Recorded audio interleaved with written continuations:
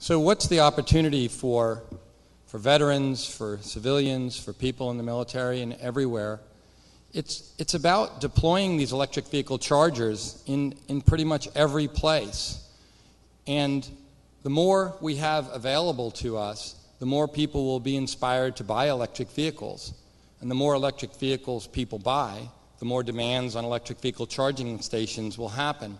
And you could start to get a sense of the importance of building that together. And eventually, what that will really form is a very strong tipping point. And I know this from real experience. Once you start driving electric miles, that becomes the new exciting thing. And you remove yourself from this dependency on foreign oil and from the price of gasoline fluctuations. But what it really means is that as the price of gas goes up and up, there's no longer much expendable income. And even people who can afford the price of gas at the pump, they can't expand their companies because nobody's buying their product. So there's this huge ripple effect on the economy.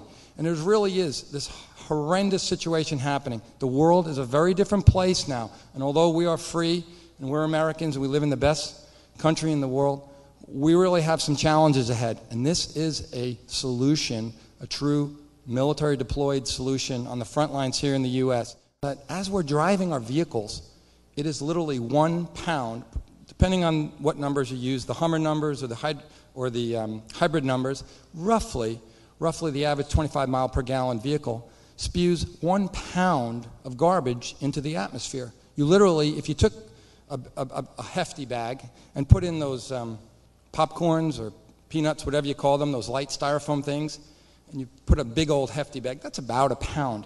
Every mile you drive spews out a garbage bag full of carbon that goes up into the atmosphere and hangs there. It's real.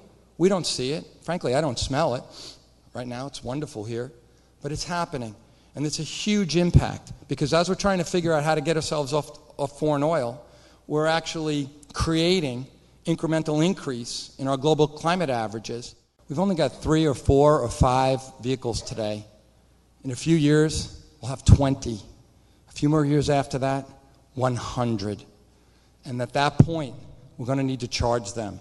Well, we need to charge them now, but as they grow, you're going to need more pervasive charging. And this is where I believe we've created a model at EVadvise and the EV team for the vision of how to employ people at the front lines of our nation to put these electric vehicle charging stations in to accommodate electric miles and then do something much greater.